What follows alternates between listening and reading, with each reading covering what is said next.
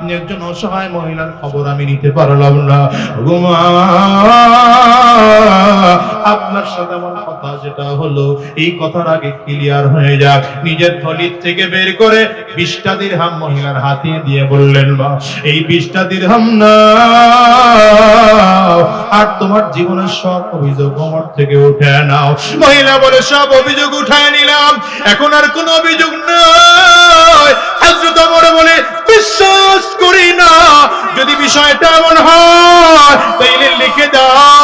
হযরত ওমর নিজের শরীর থেকে চাদর ছিঁড়ে চাদরের একটা টুকরা মহিলার হাতে দিলেন, একটু করে কলম দিলেন, কলম দিয়ে কাগজের কাপড়ের টুকরা দিয়ে বললেন, মা লিখে দেন 20 দিরহামের বিনিময়ে আমার জীবনের সকল দুঃখগুলো ওমরের কাছে বিক্রি করে দিয়েছি। কিয়ামতের ময়দানে ওমরের বিরুদ্ধে আমি মহিলা কোনো অভিযোগ জানাবো না। মহিলা কলম দিয়ে কাপড়ের মধ্যেই লিখে দেয়, জন্মসূত্রে ছিলেন জাহান্নামের আসামি, বাবা কাফির, মা কাফিরা, বাবা মুশরিক, মা মুশরিকা। সেই যুগে রাসূলুল্লাহ সাল্লাল্লাহু আলাইহি ওয়াসাল্লামের হাতে হাত দিয়ে কালিমা পড়ে সাহাবায়ে কেরাম মুসলমান হয়েছে। মুসলমান হওয়ার কারণে আমার নবীর সুহবতে থেকেছেন। এরা এত দামি মানুষ, আখলাক এত চমৎকার হয়ে গেল, চরিত্র এত চমৎকার হয়ে গেল, অর্ধ পৃথিবী শাসন করেছে সাহাবায়ে কেরাম। কিন্তু আল্লাহর কসম করে বলি, কোথাও তাদের বিরুদ্ধে একটা দুর্নীতির অভিযোগ পাওয়া যাবে না, চুরির অভিযোগ পাওয়া যাবে না, ডাকাত ছিনতাইয়ের অভিযোগ পাওয়া যাবে না। বরঞ্চ রাষ্ট্র চালানোর কারণে গোটা দেশটা সুন্দর হয়ে যায়। চিল্লা জোরে বলো ঠিক কিনা? নবী আলাইহিস সালামের ইন্তেকালের পর খলিফাতুল মুসলিমিন হয়েছেন আবু বকর সিদ্দিক রাদিয়াল্লাহু আনহু। আবু বকর সিদ্দিক রাদিয়াল্লাহু আনহুর ইন্তেকালের পরে খলিফাতুল মুসলিমিন হলেন, আমিরুল মুমিনিন হলেন ওমর ফারুক রাদিয়াল্লাহু আনহু। হযরত ওমর ফারুক রাদিয়াল্লাহু আনহুর শাসনামলে মদিনার বাহিরের দেশগুলো আস্তে আস্তে আস্তে আস্তে করে ইসলামের ছায়াতলে চলে আসে। গোটা আরব বিশ্ব ইসলামের ছায়াতলে চলে আসলো। হযরত ওমর ফারুক আস্তে আস্তে করে গোটা আরব বিশ্ব নিজের শাসন আমলে নিয়ে আসলেন। তখনকার পৃথিবীর অর্ধ পৃথিবী ইসলামের ক্ষমতার মধ্যে চলে আসছে। হযরত ওমর মদিনা থেকে বের হয়ে সিরিয়ার জমিনে গেলেন মানুষদের খোঁজ খবর নেওয়ার জন্য। মদিনার থেকে গেলেন সিরিয়ায়, সফর সঙ্গী হিসেবে গিয়েছিলেন হযরত উসমান বিন আফফান রাদিয়াল্লাহু আনহু, হযরত আলী ইবনে আবি তালিব রাদিয়াল্লাহু আনহু। এই তিনজনে মিলে গিয়েছেন সিরিয়ায়। হযরত ওমর ফারুকের একটা চমৎকার অভ্যাস ছিল, মাঝে মাঝে রাতের অন্ধকারে ছদ্মবেশে এলাকার মাঝে মাঝে ঘুরতেন, রাতের অন্ধকারে ঘুরতেন, ঘুরে ঘুরে খবর নিতে আমার দেশের মানুষগুলো কে কি হালাতে আছে আমি ওমর নিজের চোখে দেখতে চাই। গাছে ঝুললে নেতা হওয়া যায় না, গাছে ঝুললে আর খাম্বায় ঝুললে, মোড়ে মোড়ে ঝুললে নেতা হওয়া যায় না। নেতা যদি হতে হয় মানুষের অন্তরে ঝুলো, কলিজায় ঝুলো। কেমনে কলিজায় ঝুলবা, কেমনে অন্তরে ঝুলবা? আমি তো বলি, মেম্বার সাহেব ওখানে আছে, তাকেও বলে যাই, আপনার এলাকার মানুষের মধ্যে খবর নেন, মানুষের মধ্যে কে না খেয়ে আছে, কে অসহায় অবস্থায় আছে। রাতের অন্ধকারে 12টা 1টার পরে তার বাসায় গিয়ে দরজাটা টাক দিয়ে দরজা খুলে ফেলেন, 1000 টাকা তার হাতে দেন। ভাই শুনেছি আপনি খুব অভাবের মধ্যে আছে, কারো কাছে চাইতে পারেন না, আমার সাধ্য বেশি নাই, 1000 টাকা আছে আপনারে দিয়ে গেলাম। পারেন নাই আপনি 10 কেজি চাউল নিয়ে গোপনে তার বাসায় দিয়ে আসেন, পারেন নাই আপনি 5 কেজি আলু কিনে তার বাসায় নিয়ে দিয়ে আসেন, 5 কেজি পেঁয়াজ কিনে তার বাসায় নিয়ে দিয়ে আসেন, আর বলেন ভাই শুনেছি আপনি অভাবের মধ্যে আছেন, আমার সাধ্য বেশি নাই, আপনি এতটুকু আমার পক্ষ থেকে গ্রহণ করেন। আল্লাহর কসম করে বলি, কোন মানুষকে যদি রাতের অন্ধকারে গিয়ে গোপনে দান করে আসেন, এই মানুষটা কোনোদিন ভুলবে না, তার কলিজা থেকে আপনার জন্য দোয়া করবে। আমার আল্লাহর কুদরতি দরবার খুশি। হযরত ওমর ফারুক একা একা চলতেছেন রাস্তার পাড়ে, হঠাৎ করে তাকিয়ে দেখেন রাস্তার পাড়ে একটা ঘর, ঘরের সামনে একজন মহিলা বসা আছেন। বিষণ্ণ মন নিয়ে চেহারা দিয়ে বসা বুড়ি মহিলা। রাতের অন্ধকার, হালকা হালকা চাঁদের আলো দেখা যায়। বুড়ি মহিলার সামনে গিয়ে হযরত ওমর ফারুক দাঁড়িয়েছে, মাথা নিচু করে সালাম দিলেন, আসসালামু আলাইকুম ওয়া রাহমাতুল্লাহ। মহিলা ভেতর থেকে জবাব দিলেন, ওয়া আলাইকুম আসসালাম ওয়া রাহমাতুল্লাহ। হযরত ওমর জিজ্ঞাসা করলেন, মা কেমন আছেন আপনি? মহিলা ডেকে বলে, যেই যুগের শাসক ওমর, সেই দেশে আবার ভালো থাকা যায় না। কত মারাত্মক কথা! যেই দেশের শাসক ওমর, সেই দেশে আবার ভালো থাকা যায় নাকি? হযরত ওমর থমকে দাঁড়ায় গেলেন। বলে কি মহিলা? হযরত ওমর ডেকে বললেন, মা আপনি ওমরে চিনেন নাকি? কোনদিন দেখছেন নাকি? মহিলা বলে, না কোনদিন দেখি নাই, চিনিও না, তবে শুনেছি মাঝে মাঝে নাকি রাস্তা দিয়ে যায়। তবে আমি দোয়া করি আল্লাহ যেন কোনদিন ওমরে আমারে না দেখা। হযরত ওমর দাঁড়ায় গেছেন। ভাই আল্লাহ কি বলে? বলে কি মহিলা? আমাগো নেতাগর সামনে যদি এমনি কইতো, হ্যাঁ আগে ভিডা পরে দেখি না, হ্যাঁ কার সামনে বলতেছে কার সামনে? অর্ধ পৃথিবীর শাসক ওমর ফারুকের সামনে দাঁড়ায় মহিলা বলতেছে, আরে চিনি তো না, চিনি না, আল্লাহ যেন ওর চেহারাই কোনোদিন না দেখায়। হযরত ওমর থমকে দাঁড়ায় গেলেন, লজ্জায় চেহারাটা লাল। মহিলার সামনে দাঁড়িয়ে বললেন, মা ওমরের বিরুদ্ধে আপনার কি অভিযোগ আছে বলেন না। ওমরের সাথে আমার খুব ভালো সম্পর্ক আছে। নিজের পরিচয় গোপন রাখছেন, এটা লাগবে না, বসেন। ওমরের সাথে আমার খুব ভালো সম্পর্ক আছে। আপনার ওমরের বিরুদ্ধে কি অভিযোগ বলেন না, আমি ওমরের কাছে গিয়ে খবর দিয়ে দেব। কি কি লাগবে আপনার বলেন, আমি ওমর থেকে আপনার কাছে এনে দেব। মহিলা বলে, না না লাগবে না বাবা, তুমি আমার পক্ষে ওমরের বিরুদ্ধে ওমরের পক্ষে কথা বলা লাগবে না। ওমর আমাকে কোনো সহযোগিতা দেওয়া লাগবে না। কেন লাগবে না মা? বলে শোনো, ওমর এতদিন ধরে রাষ্ট্রীয় ক্ষমতায় আছে, এতদিন ধরে রাষ্ট্রীয় ক্ষমতায় আছে। আমি একজন মহিলা মানুষ, বৃদ্ধার কারণে, বৃদ্ধা হওয়ার কারণে মানুষের বাড়িতে কাজ করে করে খাবো, শরীরে কুলায় না, মানুষের বাড়িতে কাজ করে করেও খেতে পারি না। আমার ঘরে একটা স্বামী নাই, আমার ঘরে বড় সন্তান নাই, আমি কেমন করে খাবো? মানুষের বাড়িতে কাজ করে করে খাইতে পারি না। এতদিন ধরে আমি না খাওয়া আছি। অসহায় বৃদ্ধ মানুষটাকে যে আমার খবর নিল না, সে আমরের কাছে আমার পক্ষ থেকে কিছুই গিয়া বলা লাগবে না। এইবার মহিলা আরো মারাত্মক করে বলে, যুবক রে, তোমাকে সাক্ষী রেখে বললাম, আজকে আমরের হয়তো অনেক ক্ষমতা আছে, অনেক দাপটদার, এই জন্য সে কাউকে মানুষ মনে করে না। শোনো, কিয়ামতের ময়দানে যেদিন আমর দাঁড়াবে, সেই দিন আমরের ক্ষমতা থাকবে না, আমারও ক্ষমতা থাকবে না। সেই দিন আমারও যা থাকবে আমিও তা থাকবো। সেই দিন আমরের স্বামীর কাজ করায় আমি নিজের হাতে ওমরকে আল্লাহর আদালতে আসামির কাজ করায় দাঁড় করায় দেব। হযরত ওমর কাঁপতে কাঁপতে জমিনের মধ্যে বসে পড়েছেন। মহিলার দিকে তাকিয়ে মাথা নিচু করে বলে, মা ওমরের পক্ষ থেকে যদি আপনার সব দুঃখগুলো কিনতে চাই, আপনি বিক্রি করবেন নাকি? মহিলা ধমক দেয়, বেটা দুঃখ কি আবার বিক্রি করা যায় নাকি? বলে, না না বিক্রি করে দেন, 5 দিরহাম দেব আপনাকে। এক দিরহাম মানে বর্তমান যুগের প্রায় 1 ভরি সোয়া ভরি স্বর্ণের সমতুল্য হবে। না না, 5 দিরহামের বিনিময়ে আমার দুঃখ বিক্রি করব না। হযরত ওমর বললেন, তাইলে 10 দিরহাম দেব। না না, এটাও বিক্রি করব না। তাইলে 15 দিরহাম দেব। না না, বিক্রি করব না। হযরত ওমর ডেকে ডেকে বললেন, মা তাইলে আপনাকে 20 দিরহাম দেব। 20 দিরহামের বিনিময়ে সকল দুঃখগুলো বিক্রি করে দেন, ওমর থেকে আপনার অভিযোগগুলো উঠায় নেন। 20 দিরহামের কথা শুনে মহিলা বলে, ঠিক আছে রাজি আছি, কথাবার্তা ক্লিয়ার হবে। হযরত ওমর থলের মধ্যে হাত দিয়েছেন, 20 দিরহাম উঠাবেন। হঠাৎ করে তাকায় দেখেন হযরত আলী রাদিয়াল্লাহু আনহু আর উসমান বিন আফফান রাদিয়াল্লাহু আনহু খুঁজে খুঁজে মহিলার বাড়ির সামনে চলে এসেছে। হযরত আলী দূরে দাঁড়ায় ডাক দিলেন, ইয়া আমিরুল মুমিনিন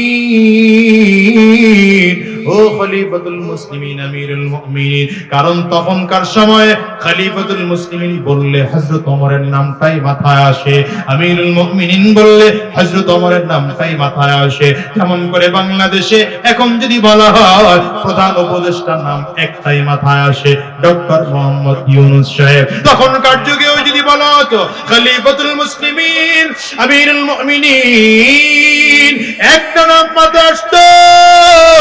কথা শুনে মহিলা লাফ দিয়ে দাঁড়ায় গেছে, কোথায় আবার খলিফাতুল মুসলিমিন, কোথায় আবার আমিরুল মুমিনিন। হযরত আলী ডাকদার, মা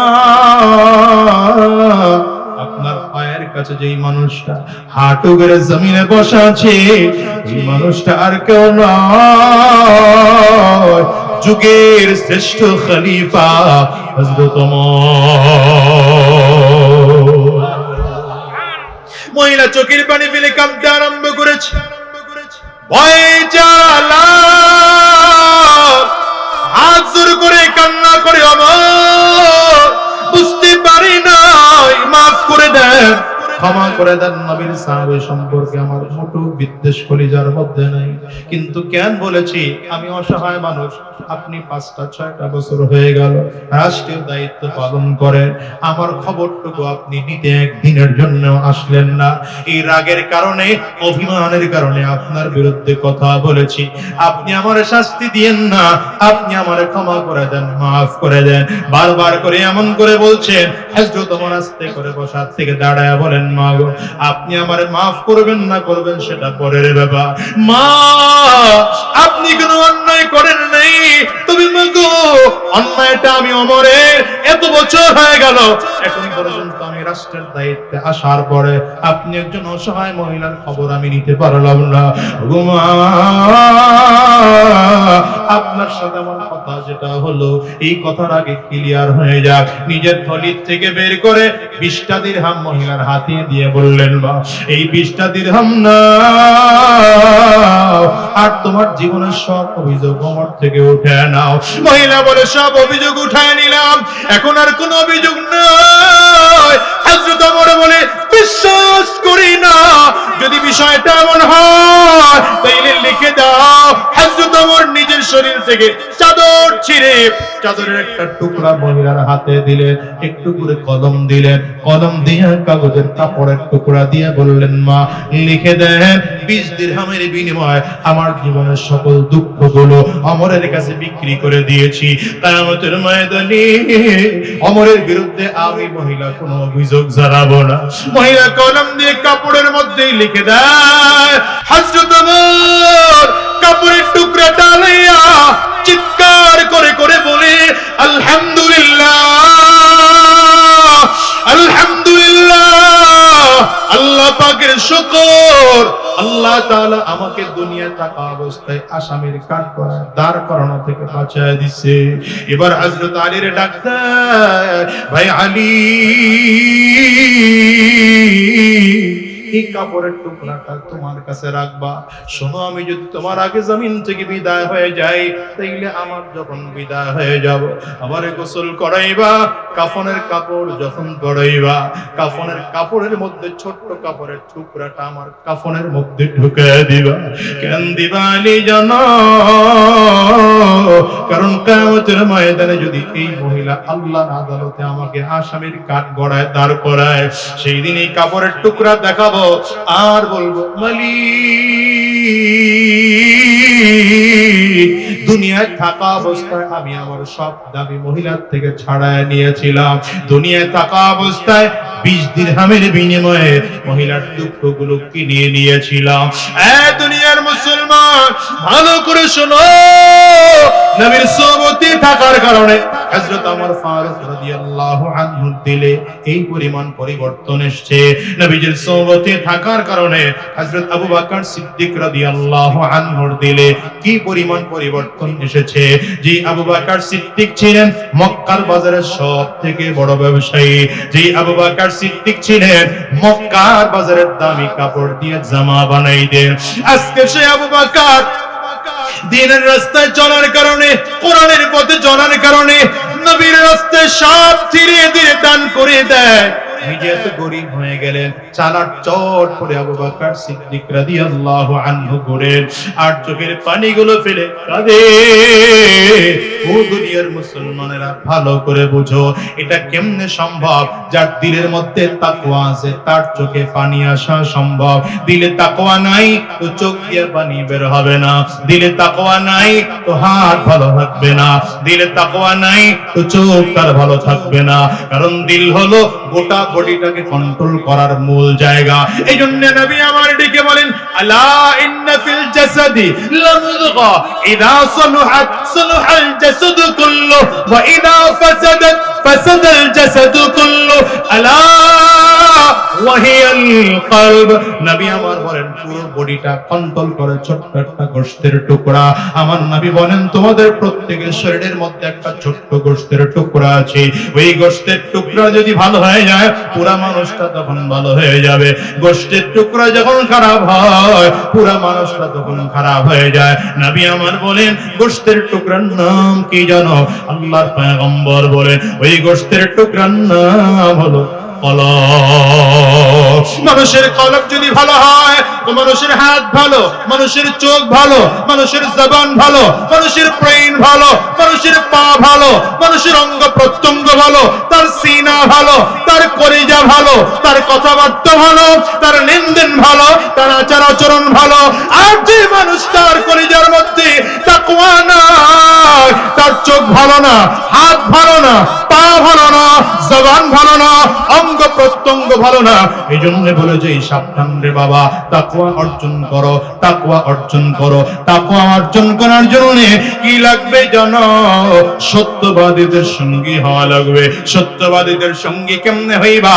নবীর যুগে সাহাবায়ে কেরাম নবীর সঙ্গী হয়েছে, নবী জমিন থেকে বিদায় তাবেঈন সাহাবায়ে কেরামদের সঙ্গী হয়েছে, সাহাবায়ে কেরাম জমিন থেকে বিদায়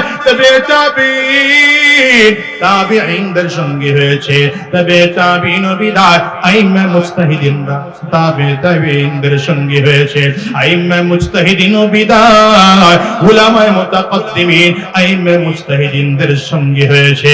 এক এক করে সব বিদায়। এই যুগের মানুষ ভালো করে বোঝো, আল্লাহ ওয়ালারা ধীরে ধীরে তোমার আমার জমিন থেকে বিদায় হয়ে যাচ্ছে। আমি তো মাঝে মাঝে বলি একটা যুগ এমন ছিল যেই যুগের মানুষগুলোর অবস্থা এত চমৎকার ছিল। ওই হাফিজ হুজুর রাহমাতুল্লাহি আলাইহি এদেশের মানুষকে দ্বীনের কথাগুলো বলে বলে শোনাইতেন। সদর সাহেব হুজুর রাহমাতুল্লাহি আলাইহি এদেশের মানুষকে দ্বীনের কথাগুলো বলে বলে শোনাইতেন। হায়রে ও দুনিয়ার মুসলমান, যুগের পরিবর্তনে আল্লাহর বান্দারা জমিন থেকে বিদায় হয়ে গেল। কুতুবুল আলম কালো মালিক সৈয়দ ফজলুল করিম জমিন থেকে বিদায়। আরে এখন তো বড়রা নাই, এখন ছোট ছোট ছোট ছোট মানুষগুলো জমিনের মধ্যে আছে। তাকায় দেখো এখনো আল্লাহর বান্দারা জমিনের মধ্যে আছে, যাদের কথা শুনলে চোখ দিয়ে পানি বের হয়। তাকায় দেখো না এখনো যখন হযরত পীর সাহেব হুজুর চরমনার বয়ান শোনা হয়, দিনের মধ্যে কম্পন তৈরি হয়, চোখ দিয়ে পানি বের হয়। শায়েখের চরমনার বয়ান যখন শোনা হয় চোখ দিয়ে পানি বের হয়, দিলটা নরম হয়ে যায়। কুয়াকাটার হুজুরের বয়ান যখন শোনা হয় দিলের মধ্যে কম্পন তৈরি হয় আর চোখ দিয়ে পানি বের হয়। কেন জানো? নবী নাই, সাহাবী নাই, তাবেঈন নাই, তাবেঈন নাই। এই যুগের যে উলামায়ে কেরামরা আছে এদের সোহবতে থেকে থেকে মানুষগুলো দিনদার হয়েছে। আমিও তোমাদেরকে বলি বাজার শোনো,